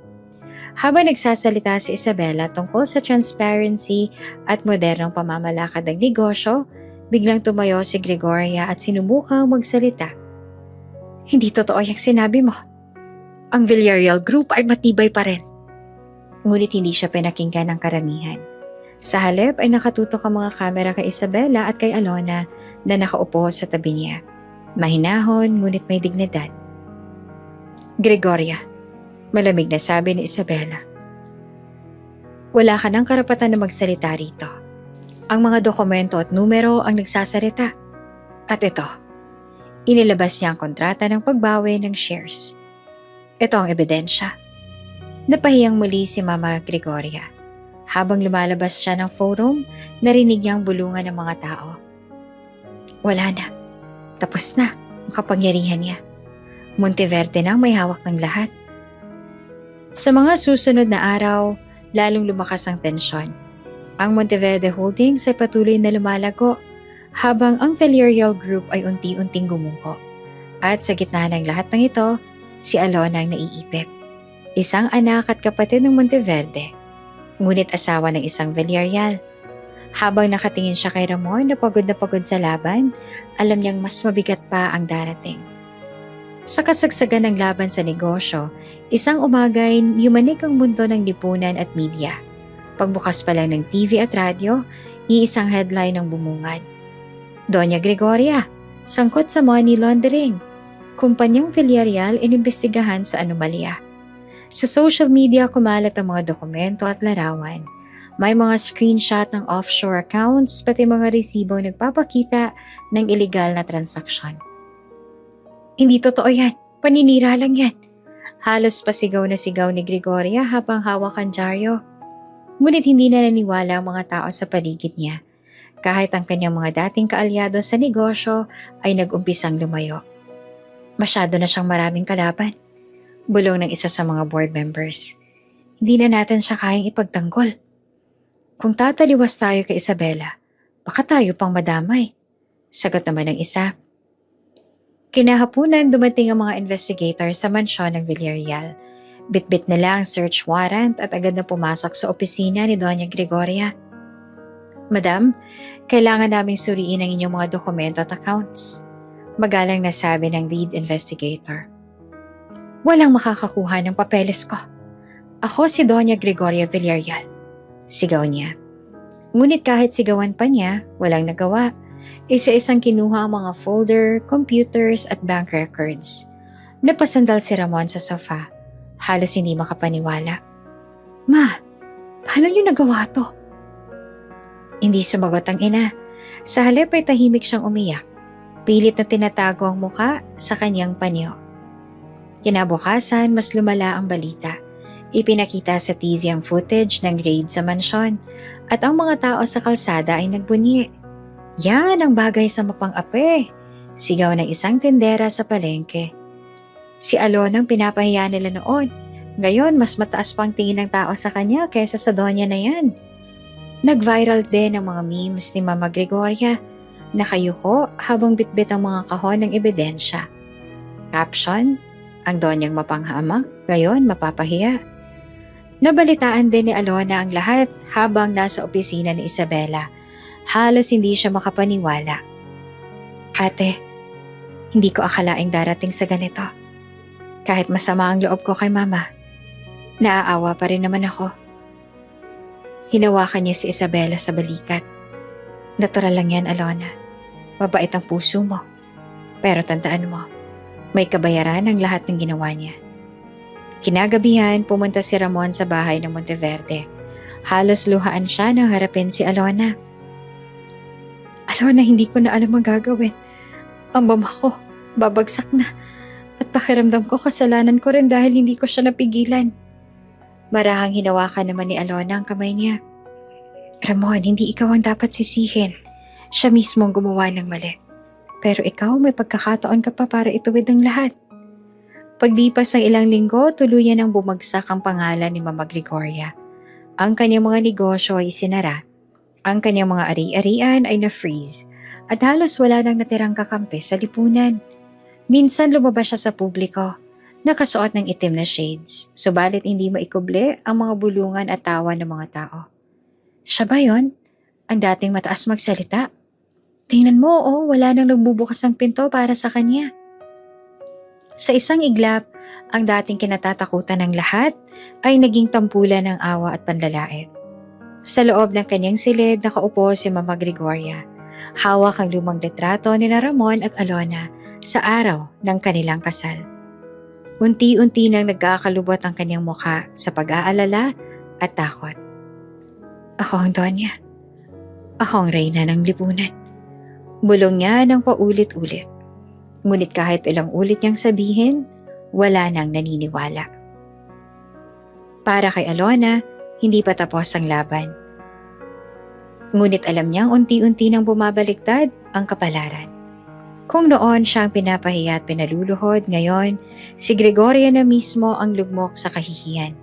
At habang hawak niya ang kamay ni Ramon, alam niyang kailangan pa rin magdesisyon kung bibigyan niya ito ng pangalawang pagkakataon o tuluyang lalakad ng mag-isa. Tahimik ang gabi sa mansyon ng Monteverde. Nakaupo si Alona sa veranda, hawak ang tasa ng tsaa. Ang mga ilaw ng syudad ay kumikislap sa malayo, ngunit ang kanyang isip ay magulo. Hindi niya alam kung saan tutungo ang kanyang puso. Sa dami ng nangyari, ang mga kahihiyan, at pagkatuklas ng kanyang pinagmulan, ang pagbagsak ng kanyang biyenan. Ngayon, kailangan niya magdesisyon kung saan siya tatayo bilang asawa, bilang kapatid, at bilang isang babae na natutong ipaglaban ang sarili. Narinig niya ang pagdating ng sasakyan sa harap ng mansyon. Pagbukas ng pinto ay pumasok si Ramon. Hindi ito nakasuot ng formal na barong o Amerikana gaya ng dati. Nakasimple lang na polo, halatang pagod, at bugbog sa emosyon. Alona? Mahinang tawag niya. Napatingin si Alona ngunit hindi nagsalita. Ramdam niya agad ang bigat ng paglapit ng asawa. Lumapit si Ramon, huminto sa harap niya, at marahang lumuhod. Patawarin mo ako. Patawarin mo ako sa lahat ng pagkakataong pinabayaan kita. Sa lahat ng oras na hindi kita pinaglaban kay Mama. Duwag ako, Alona. Pero ngayon, handa na akong tumayo. Nanginginig ang tinig ni Ramon habang nagpatuloy. Kung kinakailangan, iiwan ko ang mama ko. Kahit mawalan ako ng pangalan. Kahit mawalan ako ng lahat. Basta't hindi ikaw mawala sa akin. Hindi ko na kaya ang bawat araw na wala ka. Napaluha naman si Alona. Hindi niya akalaing maririnig ito mula kay Ramon. Ang asawang dati laging nakayuko sa ina. Ramon, mahina niyang tugon. Hindi naman ganong kadali ang lahat. Ang dami nang nangyari. Ang dami ko ng sugat na hindi ko alam kung kayang maghilom. Umiling si Ramon. Hayaan mo akong maghilom niyan. Hayaan mo akong bumawi. Hindi ako hihinto hanggat hindi ko napapatunayang mahal na mahal kita. Tahimik si Alona. Ang mga luha ay patuloy na bumabagsak. Nais siyang maniwala, ngunit natatakot siyang muling masaktan. Dumating si Isabela, dala ang kanyang katahimikan at karunungan. Lumapit siya sa dalawang nakaupo sa veranda at marahang hinaplos ang balikat ni Alona. Alona, wika niya. Hindi ako pwede magdesisyon para sa'yo. Nasa iyo ang lahat ng karapatan. Kung pipiliin mong manatili kay Ramon o pipiliin mo ang sarili mo. Tumingin siya kay Ramon. Matalim, ngunit may respeto. Kung totoo ang sinasabi mo, dapat hindi lang ngayon. Dapat ipakita mo ito sa bawat araw na kasama siya. Dahil kapag muli mo siyang pinabayaan, hindi na kita hahayaang lapitan pa si Alona. Tumango naman si Ramon. Bakas ang determinasyon. Oo, Isabela. Naiintindihan ko. At handa akong harapin ang lahat. Bumalik ang tingin ni Isabela kay Alona. Kung ano man ang magiging desisyon mo, nandito ako. Hindi ka nag-iisa. Huminga ng malalim si Alona. Pinahid ang kanyang luha. Tiningnan niya si Ramon na nakaluhod, puno ng pagsisisi at pangako. Tiningnan din niya ang kanyang ate na nagbibigay ng lakas. Nasa kanya ang pasya. Kung pipiliin niyang buksan muli ang kanyang puso o tuluyang isara ito upang protektahan ang sarili. Sa halip na magsalita, marahan siyang lumapit kay Ramon at hinawakan ang kanyang kamay. Hindi pa yon tiyak na oo, ngunit hindi rin iyon pagtanggi. Isang pagkakataon, isang simula. Niyakap siya ni Ramon ng mahigpit. Umiiyak. Salamat, Alona. Salamat. Tahimik lamang si Alona. Ngunit sa kanyang puso, nagsimula ng mabuo ang posibilidad ng pagbabalik ng tiwala. Kung mapapatunayan ni Ramon na tunay ang kanyang pagbabago. Isang buwan matapos lumabas ang iskandalo kay Gregoria, ginanap ang taunang gala para sa pinakamalaking negosyante ng bansa. Lahat ng mahahalagang pangalan sa lipunan ay naroon, kabilang sina Isabela at Alona. Iba na ang aura ni Alona. Hindi na siya ang babaeng nakayuko at tahimik. Naka-eleganteng gown siya, simple ngunit disente. At may kumpiyansa sa bawat hakbang. Nasa tabi niya si Isabela, taas noo at matatag. Pagdating nila sa bulwagan, lahat ng mga mata ay nakatuon agad sa kanila. May ilan pang nagpalakpakan. Siya si Alona Monteverde, bulong ng mga tao. Yun yung babaeng pinahiya noon, di ba? Ngunit ngayon kinikilala na ng lahat. Kasunod na dumating si Ramon, halatang mas humble kesa dati. Lumapit siya kay Alona at mahinahong nagtanong. Pwede ba akong umupo sa tabi mo ngayong gabi? Ngumiti si Alona. Oo naman, asawa ka ta Ramon. Tumango si Ramon at ngumiti. Oo Alona, salamat. Maya-maya ay dumating si Gregoria. Hindi na siya ang donyang kilala ng lahat. Nakaitim siyang damit. Payat at baka sa mukha ang pagod sa mga kasong hinaharap. Tahimik ang bulwagan habang naglalakad siya papasok. Wala nang yumuko, wala nang bumate. Sa halip, mga malamig na tingin lang ang sumalubong sa kanya. Nang magtama ang mata nila ni Alona, hindi niya napigilan ng mapaluhod. Alona, nanginginig niyang sabi, patawarin mo ako. Nagkamali ako. Pinahiya kita. Tinapakan kita. Ngayon ako naman ang nasa putik. Tahimik si Alona, pinagmamasdan ng biyanan. Noon, baka umiwas siya, baka tumakbo. Ngunit ngayon, iba na siya. Tinawag siya ng host para magsalita sa entablado. Tumayo si Alona, hinarap ang lahat, at may dignidad na nagsalita. Mga ginagalang na panauhin, hindi lingid sa inyo ang mga nangyari nitong mga nakaraang buwan.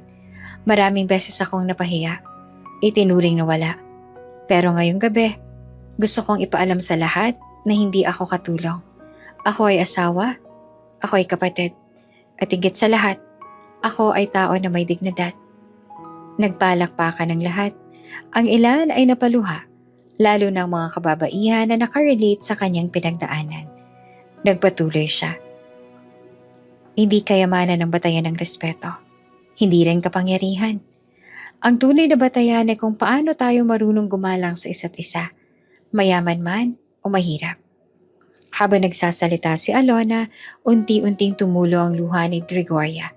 Tumayo siya at lumapit sa gitna. Sa harapan ng lahat, yumuko siya. Alona, patawad. Hindi ako naging mabuting ina sa'yo. At Ramon, patawarin mo rin ako bilang ina. Nagbulungan ng mga tao. Para sa lahat, iyon ang pinakamatinding pagbagsak ng Donya. Ang makita siyang nakayuko sa harap ng manugang na dati hinamak niya. Lumapit si Ramon kay Alona sa entablado. Hawak ang mikropono, nagsalita siya. Alona, mula ngayon, hindi na lang ako asawa mo. Ako ang magiging sandalan mo. Hindi na kita iiwan. Hindi na ako tatahimik. At sa harap ng lahat, ipinagmamalaki kong ikaw ang asawa ko. Nagpalakpakan ng lahat. Si Alona ay tumingin kay Ramon. Nakita niyang pagbabago. Sa wakas, ramdam niya ang katotohanang pinili siya ng kanyang asawa. Hindi dahil sa takot, kundi dahil sa pagmamahal. Matapos ang talumpati, bumalik sina Alona at Isabela sa gitna ng bulwagan.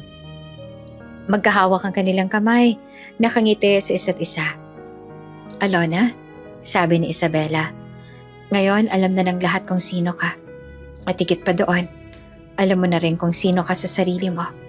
Tumango si Alona, puno ng luha ngunit masaya. Salamat ate, hindi ko makakalimutan to. Ngayon ko lang tunay nararamdaman ang kalayaan. Sa harap ng lahat, magkahawak silang lumakad palabas ng entablado. Hindi bilang biktima at tagapagligtas, kundi bilang magkapatid na pantay, malakas at may dignidad. At sa gabing yon, natutunan ng lipunan na ang kayamanan at kapangyarihan ay maaaring maglaho. Ngunit ang puso at dignidad ng isang tao, hindi. Sa dulo, si Alona at Isabela, magkahawak kamay ay naging simbolo ng isang bagong simula. Kung bago ka pa lang sa channel neto, ibang kwento ni Ate Jane, istorya mo, ikwento ko. Huwag kalimutang pindutin ang notification bell at subscribe button.